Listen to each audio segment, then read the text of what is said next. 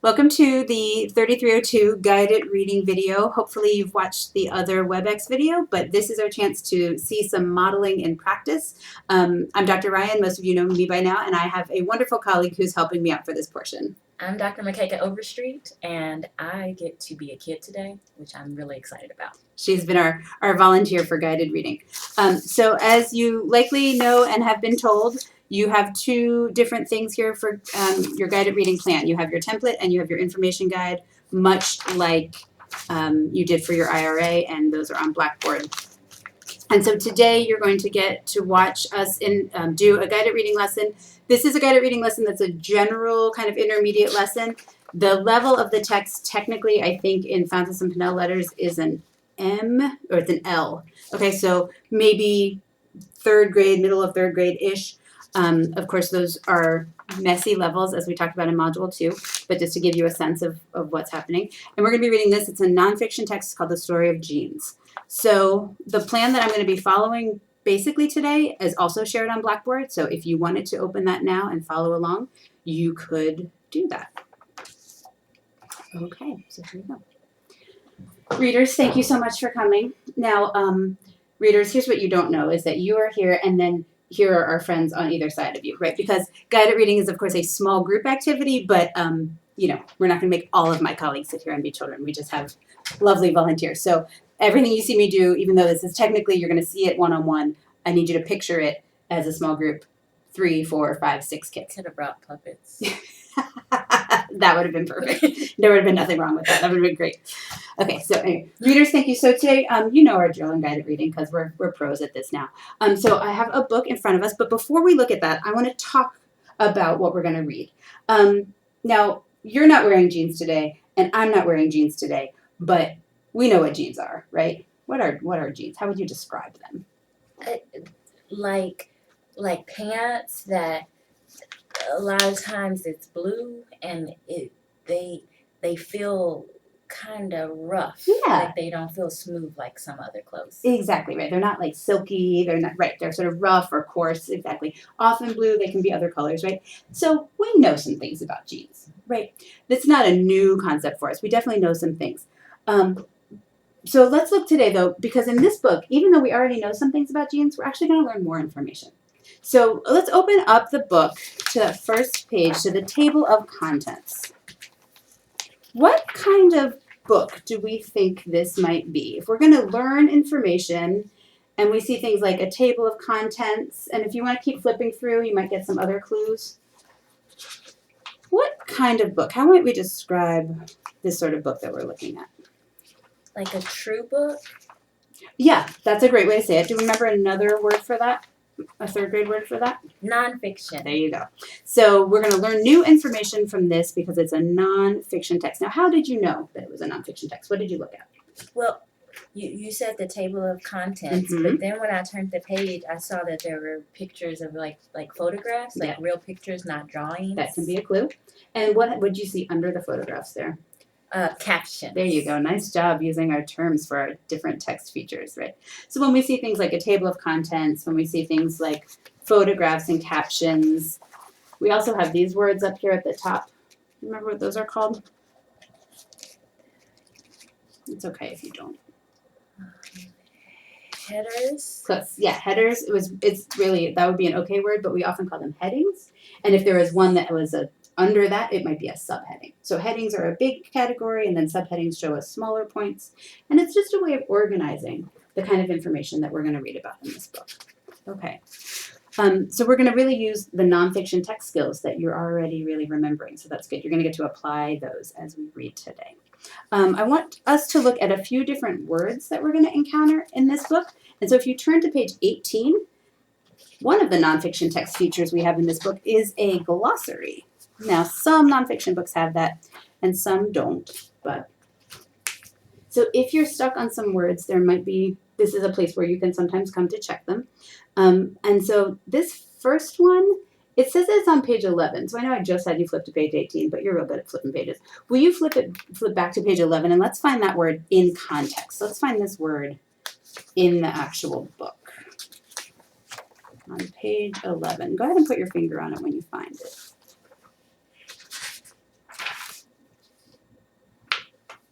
Awesome. Now that is a really tricky looking word. Do you have any idea how we pronounce that word? It's really tricky. I know ant. Mm-hmm. Anti-Q. Yeah.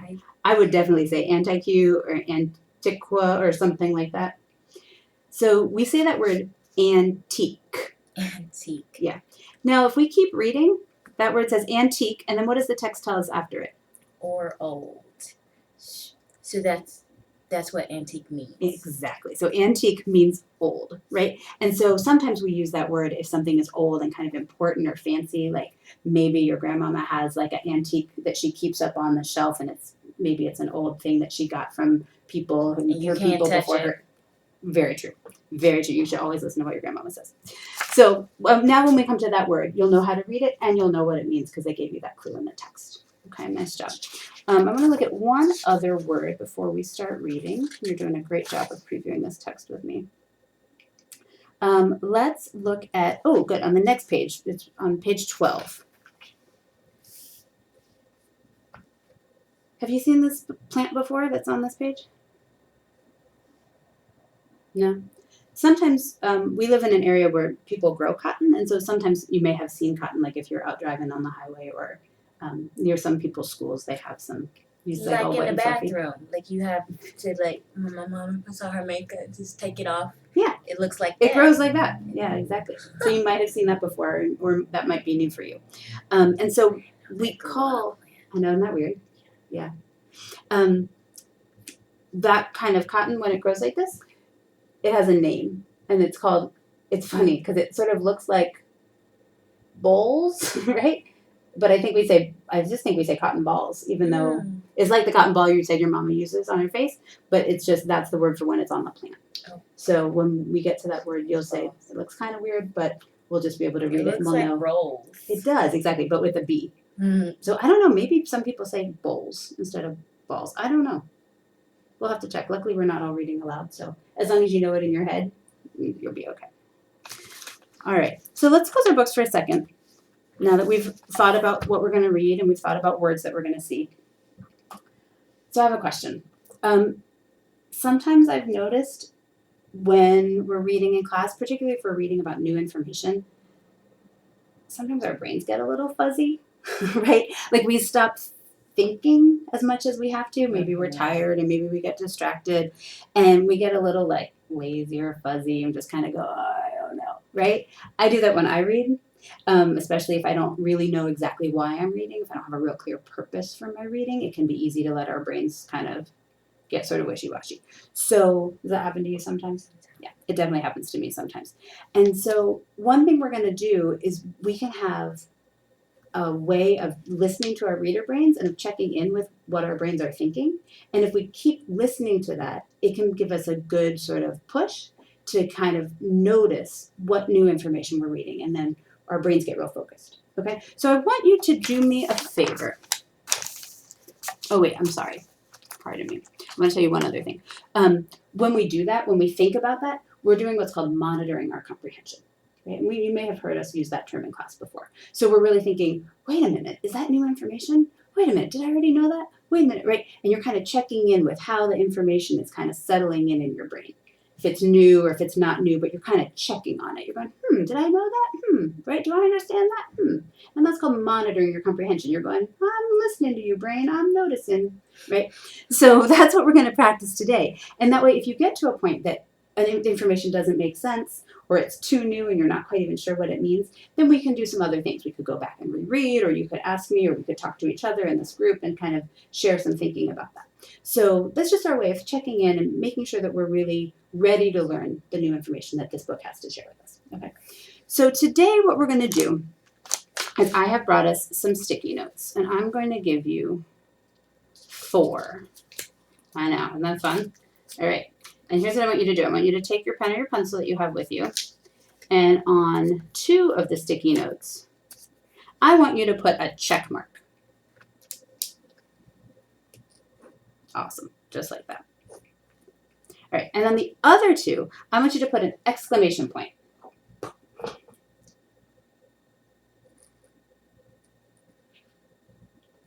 Perfect. And then you can put your pen down because you don't need it anymore. Thank you. All right, so here's how we're going to use these sticky notes. You're going to use them to remember to listen to your brain. So when you're reading this book today, you do know some things about genes already. And so when you get to that information where you go, oh yeah, I knew that, you're going to put a check mark.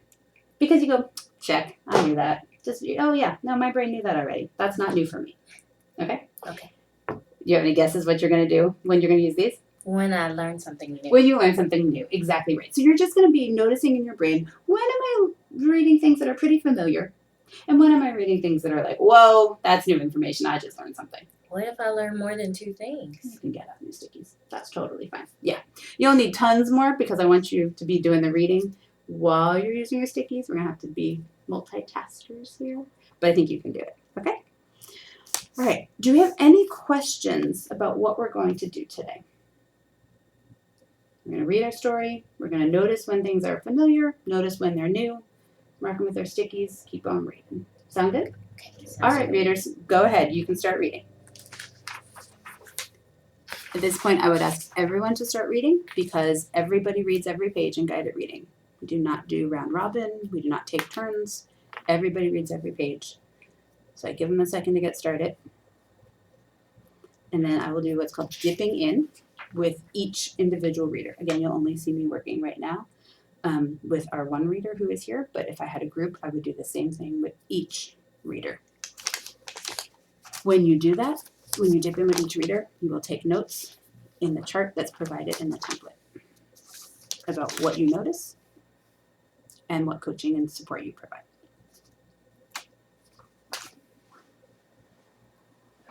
So can you just read a little bit to me wherever you are? Just go ahead and start whisper reading. Rivets are strong metal fasteners. The miners loved the waist overalls, as they were called, and they quickly became popular. All right, good job. I like how you really thought about that word. California miners in the 1880s loved waist overalls. All right. So what's your brain doing right now? Are you noticing anything familiar or anything new that you just read? I didn't know that they had their pants couldn't carry gold in them because the gold was too heavy and it ripped their pocket. So that's why the denim they made denim pants, the jeans for them. So what are we going to do if you're noticing new information in our text? What do you want to do? And put it perfect. That's great. Sticky. And you know what I'm noticing too? You actually kind of mentioned that before when you talked about how you knew that jeans were really rough and coarse.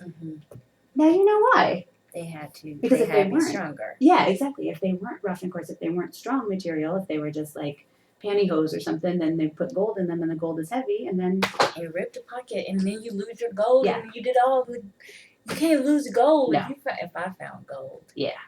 I wouldn't want to lose it. Well, let's see what they do. Let's see if they're able to figure out other things too, okay? Go ahead and keep reading. Good job. Changing fashions.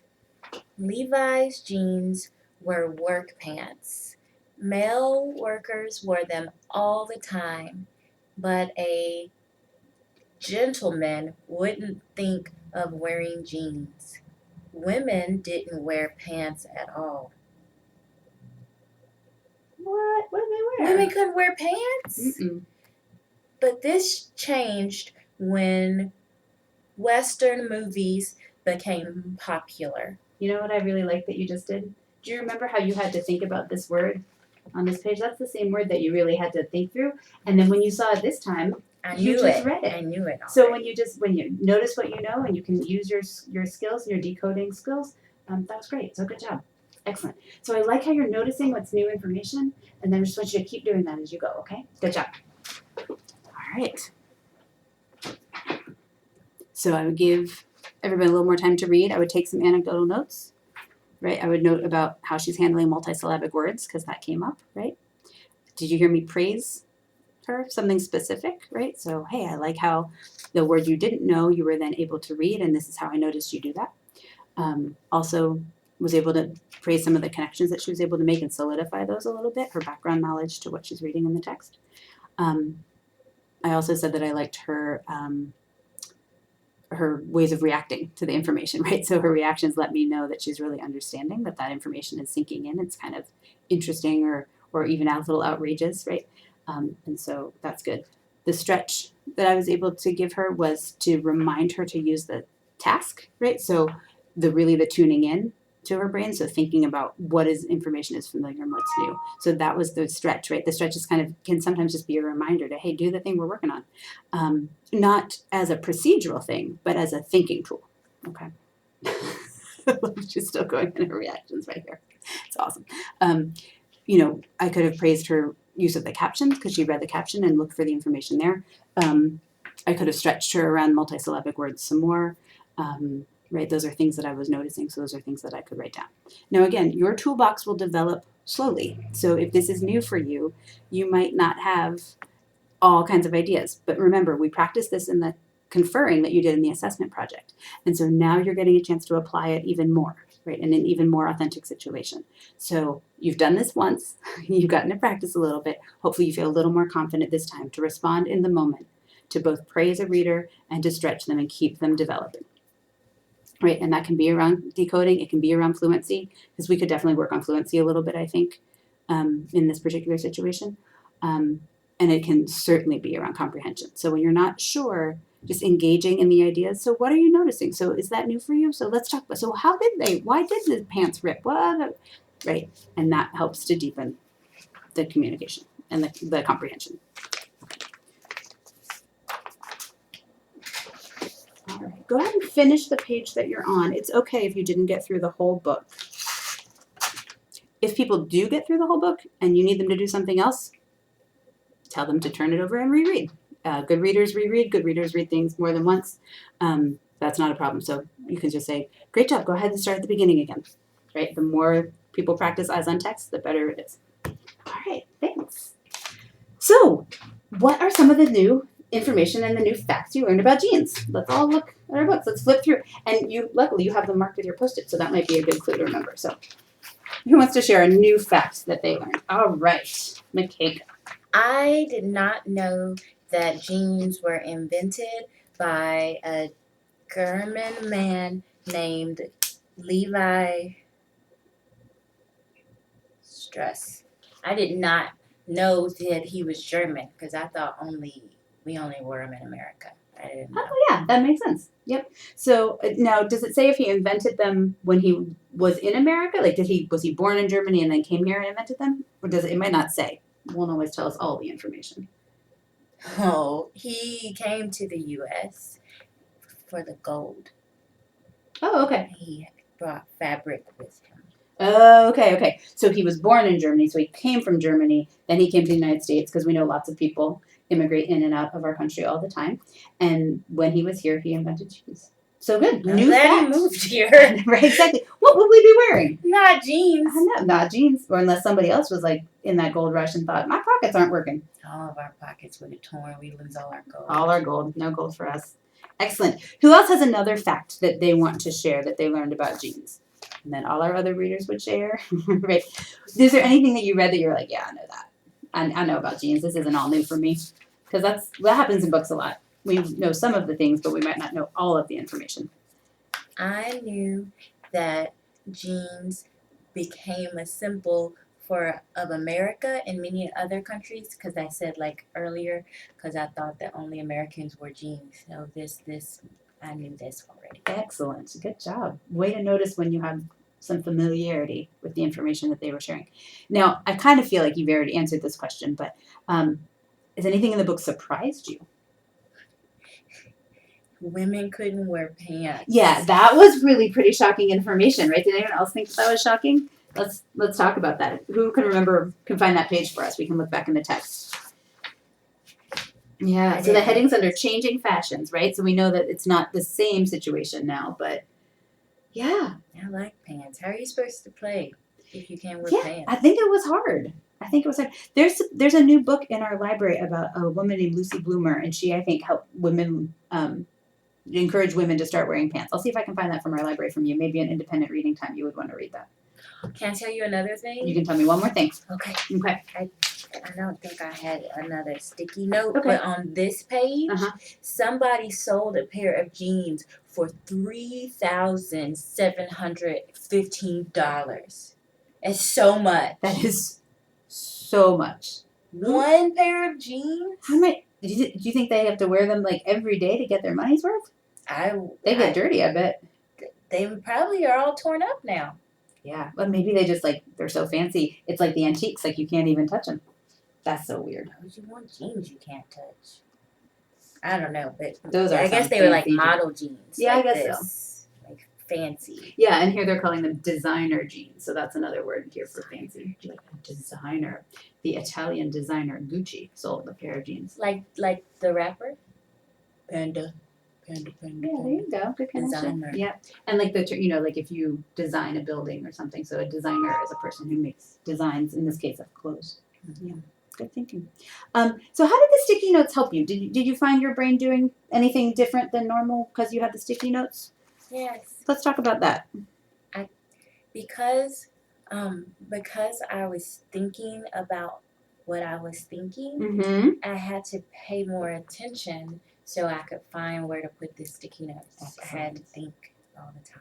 So that's a thing that readers can do. And if you don't have sticky notes and it's a book that you can write in, like this one, that's okay. Sometimes you can use a pen or a pencil. Sometimes if you have just a piece of paper, you could take notes or use a graphic organizer to organize your thinking. But that idea of keeping track of what you're thinking, whether it's with stickies or with notes or with underlining, is a really great reader skill. So that's a good thing that you can do with this book or with lots of books. Nice. So why do you think people like jeans so much? What do you think what's the excitement about them? Why would someone pay lots of money for jeans? Well, who cares? Because people think that they look cool. Because they said, like in movie stars were wearing them, and it made them feel like a rebel, which I think that's good. And so they liked it, and that's why when famous people do it, everybody wants to do it. Exactly. So yeah, so that's one of the things that made jeans popular, right? Was that famous people started to wear them. Yeah, exactly. Interesting. Good. I really like how you went back into the text to find that. You had remembered that you had read some information about that, and so it would be okay to answer that question just with our heads, but you answered it with your head and with the text. So that's a cool combination. Nice job. All right, so what I want us to do as we end is I want us to make an advertisement for jeans, right? So I'm going to give you a piece of paper, and you can either draw with crayons or you can write with a pen, whichever one you want to do. And I just want you to make a little ad. We're not going to take a long time with this. And I want you to incorporate at least one fact from the book into your ad. So you could say, like, these jeans originally made by German Levi Strauss, or these pants, women couldn't wear them before, like whatever fact from the book you want to incorporate in your writing. But we're going to take some time, do some drawing and writing, make a little ad for jeans, and then you're going to be able to go back to your seat. Okay? All right, and we're going to pause there. Thank you. Lovely. Excellent. All right, so I hope that answers some questions. I hope you've seen at least a little bit. Remember, you can follow along with the plan. I wasn't reading it, but in general, that's kind of what we did. You've now seen a student. You've seen the before reading part where we talked about the text mostly because I had to get her ready to read it, but also a little bit about the strategy and something she could do to apply the strategy. In this case, it was the Post-its. Then I started everyone reading. I dipped in, did some praising and stretching support, and then we wrapped up with a discussion, which was a chance to both review the strategy use and to kind of think through the text to do some more comprehension work. If we had more people here, I could have done some turn-in talks. We could have done some other things like that. It wouldn't all have to be me just asking one person the question. And then we'll do some writing to end. That's what you get. Okay, so hopefully you'll work through all of the materials that are on Blackboard to support you. There is a PowerPoint. There is the template. There is a lot of information. So use your resources, use the examples provided, and happy lesson planning.